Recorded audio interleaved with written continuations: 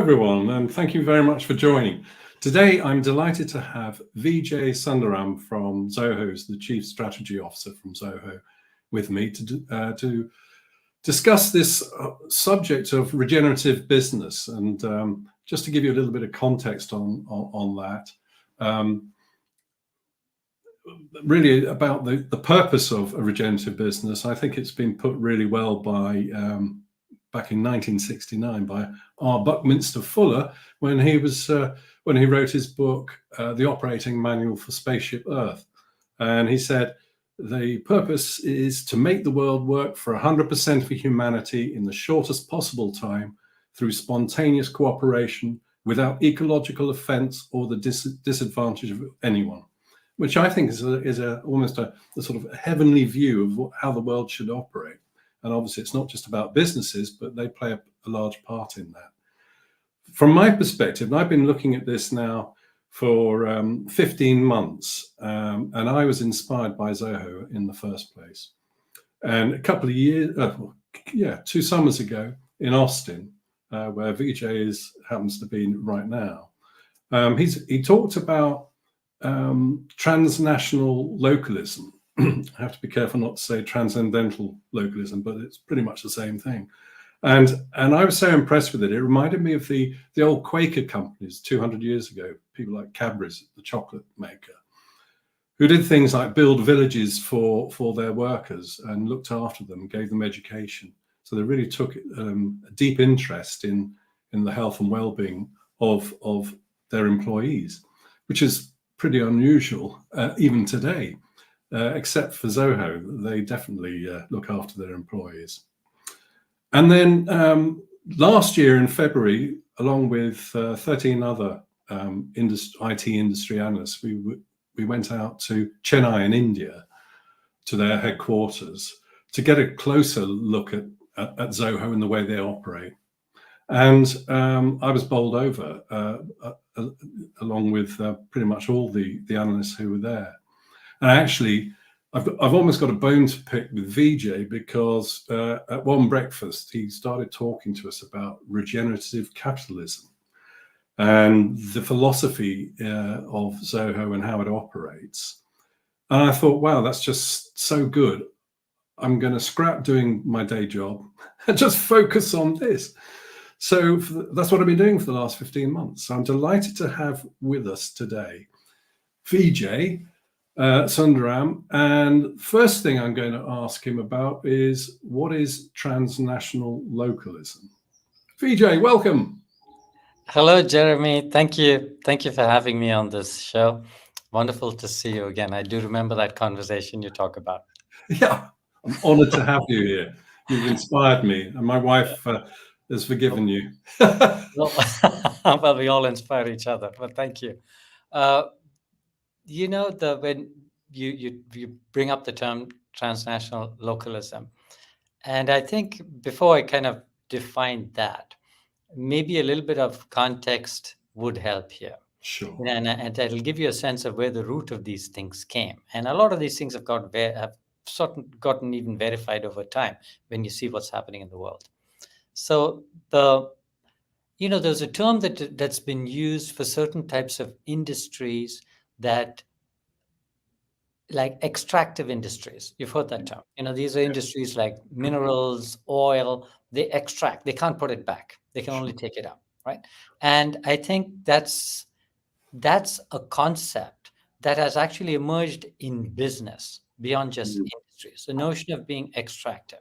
That is, you take from the system, and maybe there's a happenstance that you put back into it. But the essence is taking from the system. So what that means is taking things like talent, people, energy, resources to develop your aspect of business. And so that is also another form of extraction. That results in anything that's extractive turns out being depletive, right? Because that's what it is. It's not additive anymore. It's removing, and there's a zero sum at this point. The quote from Buckminster was really insightful, very insightful. I'm going to ask you for that at the end of this session because I want to use it. Recommend the book as well. It's just brilliant. Way ahead of its time. Thank Yeah. you. So that was it's stunning that he saw that 50 years ago. I So know. yeah, so the thing is, part of this extractiveness and depletion, if you look at how that's manifested in what we do today, it's led to trends like massive urbanization, where there are vast millions, I mean, tens, in the case of China, hundreds of millions of people moving into urban areas and depleting the local areas. So what happens is now the regions, but Fuller talked about the 100%, all the regions, right? Yes. And that's exactly the opposite what's happened. These Yes. regions have got completely denuded. There's no talent. There's a brain drain. And this has happened across the world, within countries and across countries, and even within countries. You see it in America. See it over here. I've seen it in India, Yes. in countries where it just talent kind of moves out. And all of a sudden, the cultural underpinnings of the regions are lost. The economy is lost. There's not now you've become purely an economy that can consume. You can't produce anymore. So that imbalance has come in. A Definitely. lot of, now linking this back to transnational localism. So a lot of that was the essence of what drove our thinking about transnational localism. So the idea is I would pick two words to describe that. One is we Zoho are a global company, and we, to use a cliche, we are a global family as well. And you need to be connected amongst ourselves, connected to our customers. So there's a global aspect of being connected. But at the same time, equally important, maybe more, is you need to be rooted. You need to be rooted in the communities that you are. Otherwise, you've created some amorphous sort of culture which has abandoned everything that the regions were about. So, in a sense, that was the thinking that came up here, that Sridhar actually put forth a while back. And as a consequence, we started to build teams within multiple regions with the mindset of developing that local community, with the mindset of hiring locally, using local resources, even in many cases building farms locally, so we actually generate stuff locally, and being part of that local culture. Even our offices have a design that's local. We support the local community. You're part of the local tradition. If it doesn't matter what religion it is, you're part of that tradition. And that's an embracing sort of philosophy. So that's what we've done. We've gone across the world, multiple offices, global but rooted. I think that's just such a lovely perspective, and it sort of brings together all our differences, but in a refreshing way. It doesn't matter, as you said, what religion, what background, what the local culture is. Everyone could kind of share in that philosophy. I guess one of the questions I have, because I know you've done some fabulous things in India. I mean, for instance, when we went over to Chennai in February last year, on your campus, we looked at the skeleton of a hospital that you're building for the local community. By the way, how is that going? Is it opened yet? Yeah, Imagine it's it not takes a long time. Yeah, it's not opened yet. We expect to open in 2025, but the plan's underway. The various aspects are at 30%, 50%, and so on. So the idea there was to create some local independence, and it kind of ties back to what we've seen in the world today. You've seen part of this extractiveness, and it results in group behavior. It results in all companies tending to do the same thing. And the outcome of that is concentration. So you have to think of the semiconductor manufacturing in the world. One country dominates it. Think of manufacturing in general. One country dominates it. Think of cloud technology. One country dominates it. And in that country is one region. So you can go on and on, right? You see this in so many examples. So when we looked at this, so what happens in local economies is now you're dependent on that.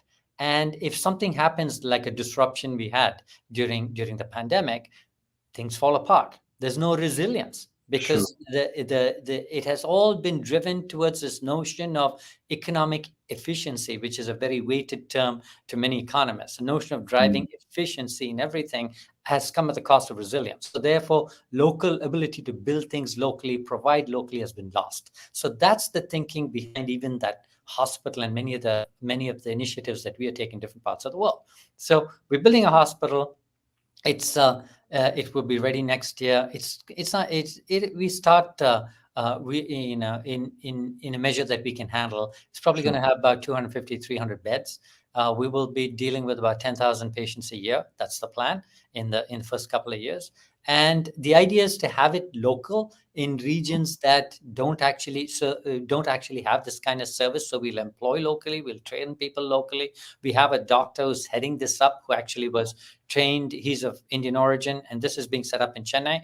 He lived and spent most of his time in the West. He's a renowned specialist. He decided to come back, had the right mindset to work with the kind of thing we're doing. So he's heading this whole thing, and he's thinking beyond just the medical part of it, the infrastructure, the facilities, all of that stuff. And he's got a staff of 30, 35 people already. So what we're doing is building that for the community. The idea is to bring in affordable healthcare, high quality healthcare, again, using local resources and being able to combine different types of, it's going to be allopathic, which is a Western form of medicine, but we'll also include naturopathy. We'll also include wellness. We'll also include yoga. And the idea is maintain the scientific temper, but have an openness, so that's the kind of philosophy we're trying to build around this. And then how do you, obviously the founders and I guess a large portion of your proportion of employees are in India still. But how do you foster this same idea out in other regions, and how does that vary, say, between? I know you've been doing this in the US, but that's very different from Africa, where you do some other things, and it's very different from Latin America, where you're also doing some interesting things. So how do you get this philosophy to translate between these different regions and be bought into by those different regions? Yeah. That's a great question. I think it comes down to being anchored around some core tenets. Okay. So one example of that almost anyone will at Zoho will agree with is there is a certain employee centricity to the company. So you value that. It's really put on some sort of a pedestal because we completely understand that's where everything emanates from, and that gives people a sense of security, a sense of adventure, whatever it is that you can do because you're not worrying about that aspect. Sure. So that is a common thing wherever we are. Few of the other things, as part of that regional focus, we are in multiple regions, but even within those regions, we're going regional. So we don't go to the big cities. So in most of the places that we are in second tier or third tier cities. That's true with us. We have been in Austin, but now we've moved to McAllen. We've got a big operation in McAllen, Texas, and we're developing the local community. We're engaging with local colleges. We're talking to the local. We're working with the local government and so on. Same thing in Mexico. We're not in the big cities. We are in a city called Querétaro, which is much smaller. It's about 45 minutes, a 2-hour drive north of Mexico City. Again, the idea is to go regional, build that talent. We're doing the same thing in Europe. Some places we're not quite ready to do that because it's a completely new territory and we got to start somewhere, and maybe in the second phase we'll be able to do that. So the anchor things are put the employees first, go regional, preserve the local culture, hire locally, don't depend on anti-credentialism, if I can use that term. Don't hire people because of the labels they have or where they came from or where they last worked. Take on the responsibility that you're going to hire people, and we will be responsible for training and educating them, and where will we like to see them in 5 or 10 years, a long-term view. So these are common elements you see in multiple regions. So that's the connecting fiber, even though the different operations might be different. That reminds me of, you will know of Jaipur rugs, presumably, or you may have heard of them. But again, as part of my research, one of the beauties of doing this research is there's a lot of beauty out there that you don't see unless you go looking for it. And he doesn't have an HR department. I'm just trying to find the bit where he talks about what it is. He's got a beautiful way of describing. Oh, here we go. He calls his HR department is the department that searches for the divine soul. And he says, ignore age, don't worry about the clothes, but find innocent people with divine souls. So in other words, it's the spiritual care almost of the employees. They have, that's how it works for them, which I just thought was just poetic almost, really beautiful thing. So I think that fixing it on the employee makes a huge amount of sense. And certainly we've in every time we meet someone from Zoho, chances are they've been there for at least a dozen years or so. There's a huge amount of natural loyalty. And again, at the Chennai canteen, which I think probably had about 5,000 people in there were little crowds of people just going up to Sridhar Vembu, the CEO, and just chatting to him. There was none of this us and them, that separation. It all felt very like a family. And when we were going through there, they were looking at us curiously, but it was that sort of curiosity that kind of children have almost of, who are these people? Oh, with smiles on their faces. It was wonderful. And by the way, the food there was brilliant. And guess what I'm eating tonight? Yes, you've guessed. Mushroom masala. The recipe, Pooja managed to snaffle for me. But it's my wife's first attempt at making this. I got pretty good at it, so we'll see. Anyway, that's what that reminded me of, those sort of wonderful stories. Mm-hmm. And now then, where was I going with this? I had another thought. Oh, yes.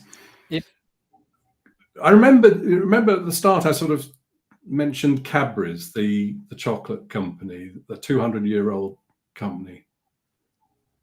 Did you oh, sorry, a message popped up. Sorry. No, I didn't give him a chance to guess it. I do apologize. I think that refers back to sorry, I just couldn't resist. But yes, Cadbury's had that kind of philosophy, a very similar philosophy for a couple of hundred years. But then they got eventually the last family member, because they were wholly owned for those 200 years by the family, eventually sold the company and gave all the money away to good causes, etc. But then it got taken over by another company, and bang, the values disappeared. So is there any thought within Zoho about how are you going to maintain that? How are you going to keep that when, eventually you have to pass on to the next generation? Sure.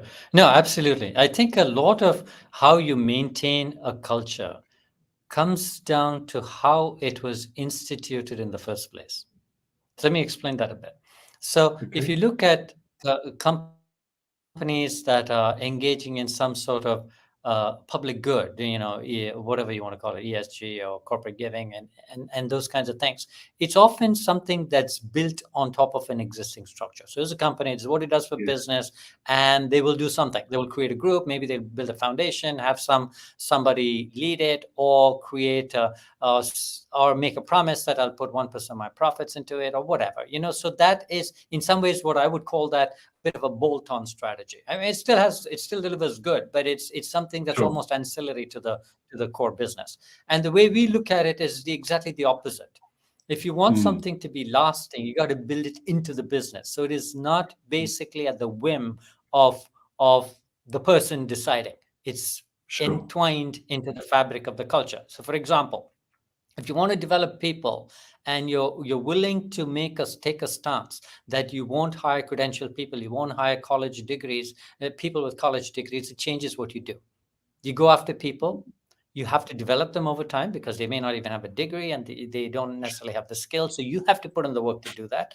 And you see the results much later, but it's now the fabric of the organization. That's how you hire. That's how you develop people. It's not like you built this company with this super high talent of AI PhDs, and then you put 5% into some community somewhere. Here, this is people who are brought into the company. So when you build it into the fabric of your operation, it is sustainable. It's no longer dependent on the whims of who's running the place. It's just part of the culture. So that's one reason I think this will have continuity. Oh, that's very promising. When you mentioned that giving 1% to charity, it just reminded me of Patagonia. But what they've done to handle the next generation is they've created a trust that prevents it from being bought by anyone else. And of course, that ownership of Zoho is where a lot of your power comes from, really, doesn't it? Yes. The fact that we are private is very, very essential to this. So we can, again, to use a cliche, we can march to our own tune, and we can make our own investments. We can take risks that capital markets may not want you to take. We can take a long-term approach to things that, again, may test the patience of a capital market. So we can do the kinds of things we can do and build it into the culture of what we do. So even whoever takes us over, they can't extricate it. It's built in. This is how we hire people. This is how we grow people. We have a notion of, we talked about employees, that centricity is built in. A part of that employee aspect is massive decentralization.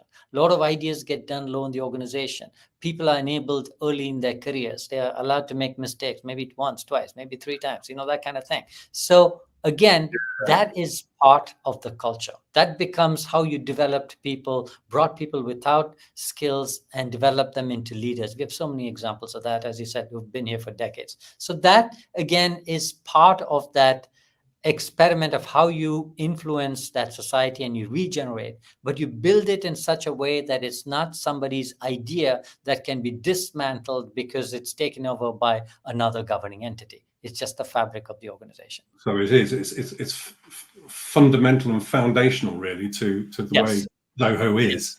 Exactly. And actually, it reminds me of when we went out to Tenkati, that right out in the sticks in India. Beautiful place with the Gap Mountains in the background. It was fabulous. That local school, that was just for young kids. Yes. And I remember the headmistress, or whatever her title is, was saying that there's sort of 3 principles that they operate on: helping the children discover their potential. What was the other 2? Was a third one was helping them by developing the discipline to make their potential come to fruition. Yes. And there was a third one which I've forgotten. There was a notion of respect, of self-respect, of building. Yes, absolutely. And I think it's kind of teaching kids to discover themselves, and to discover their potential, and to have confidence. Oh, that was the third one, which was critical. Building that confidence into them, self-belief. And I think, I was thinking, God, I didn't have schooling like that at any stage. But what a difference that makes! A huge difference in terms of releasing the potential. And I guess one of my observations when I've met lots of Zoho employees is they do have that sense of, we can contribute. We're part of this overall purpose, and it means something to us. So it's kind of like, you see these surveys they do across the world in terms of employee engagement, and they say, well, it's pretty miserable in most companies. Well, that's true. It is. It's a job. It's something they do to earn money to pay for some kind of standard of living. It's not really their purpose. And in fact, the only time they're happy is when, like me, they're in the pubs talking to their chums about stuff that's got nothing to do with work. What's different with Zoho is that actually people, the light bulbs are full on, and they want to actually contribute in their own unique ways, which is just fantastic. So instead of it being a sort of a mass customized set of employees following Right. particular rigid processes within Right. a hierarchical environment, there's a huge amount of freedom and latitude because their spirit is right in the first place. Yes, I'll pick a couple of examples that'll illustrate why some of these things might stick. Of course, the Okay, future is a predictor of all of this. But sure. one of them is the way when we've expanded into multiple regional offices, particularly in India, what we did is they were led by people who came from those regions. So a lot of time something was expanded regionally because somebody stepped up and said, I'm from that district or that village, and I'm going to go there and move myself and my family, locate there, I'm going to build this for the company.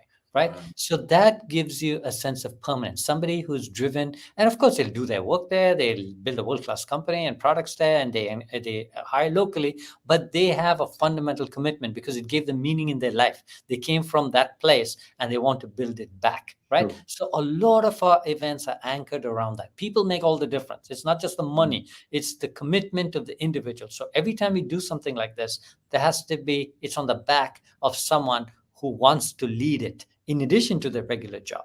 Then we know that they have the commitment to do this. You talked about the school.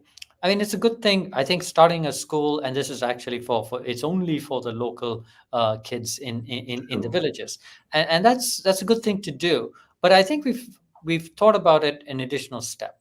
If all we do is put up a school and teach these kids really well in the context of those three virtues you enunciated, we would do only half the job.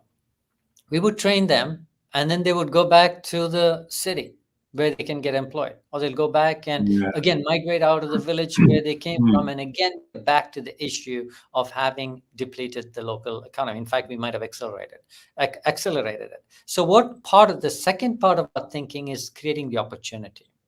So it's, you train the people and you create the opportunity. And the opportunity is in the form of jobs, is in the form of training. So we're doing various things, including, looking at Zoho itself. Zoho is also making a lot of investments in other areas. You talked about the hospital. We're doing something in medical devices. And again, those things can be built locally, and it fits into that region of, there are a few companies in the world who dominate these things and they charge the moon, and developing countries cannot afford them. Why should an MRI machine cost the amount it does? How can you have a population of over 1 billion people and do MRIs at that price? You can't. Sure. So you simply have to have an alternative to build something locally. So that's the thinking. So we've invested in device companies, so that creates local opportunity, and then you train people along the way. So it becomes more sustainable. It's not something that seems interesting, but it leads to that same outcome because you've thought it through to the next level.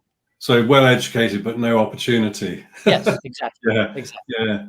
And of course, if I think of India in particular, with its, massive country, and I remember talking to a company that had developed a mechanism for cervical cancer screening, and India's got a particularly bad.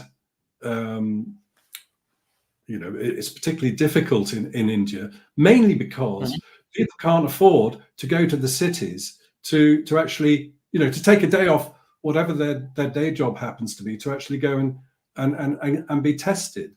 So this was about remote testing or testing in the rural area, and then feeding the information back up to whoever the specialists are in the cities and things. Now, Zoho is in a wonderful position here because you have the technology to connect people. Yes. You read my next. You anticipated my next comment. That is exactly the focus we're bringing to the medical devices business. So we've actually already producing a handful of them, different devices.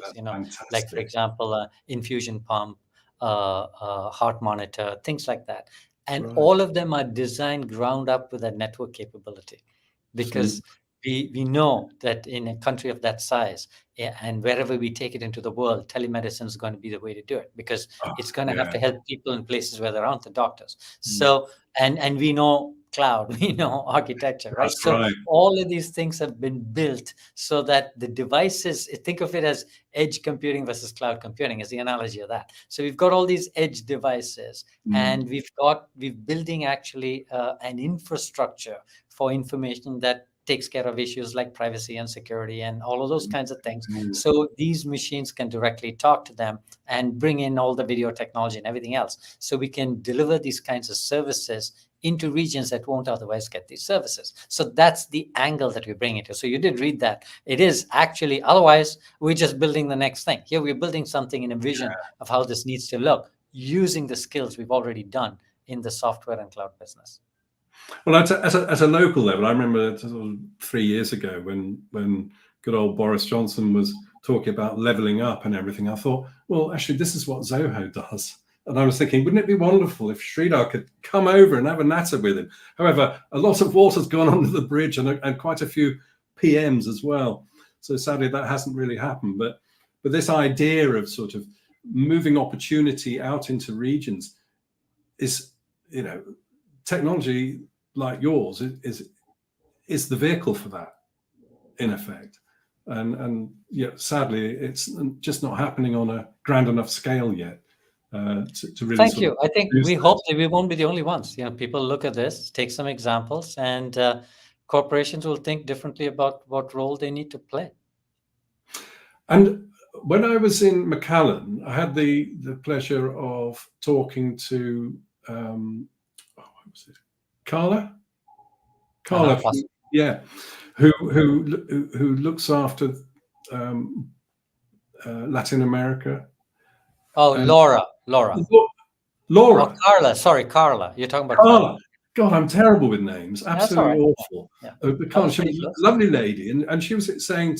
So I asked her. I said, so what are you doing locally? That's kind of like going back to this transnational localism thing. And she said, well, we're getting the pull from the local community, and she was doing something to support battered wives, for instance, enabling them to access mentors of some sort who would be able to, guide them to how to get out of that awful situation.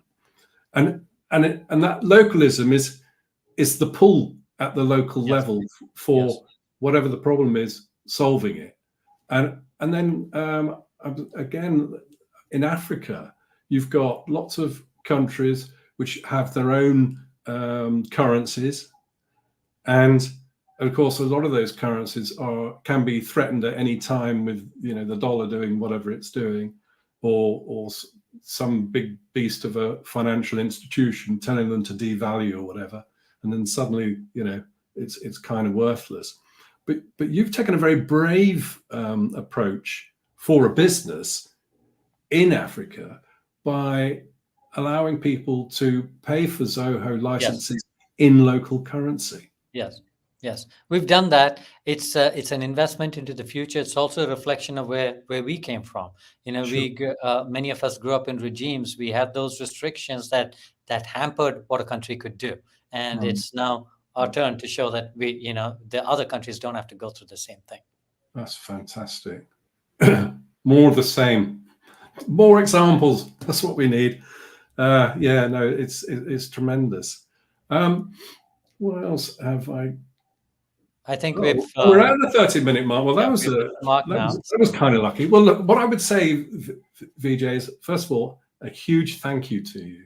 I always get inspired when I speak with you and see the Zoho folk as well.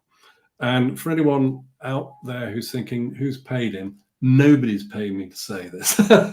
I do it because it inspires me, and I want to, hopefully, with examples like this, inspire others to think differently about business and the value it can bring to communities, to localities across the globe, etc.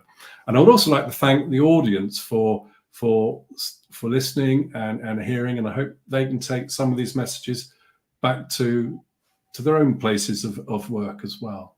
So Vijay, thank you so much, and I will catch up with you soon. Thank you, Jeremy. I appreciate the opportunity, and I appreciate your whole take and how you're driving your research and investigation into the future. Thank you. Thank you very much. Okay, Brent.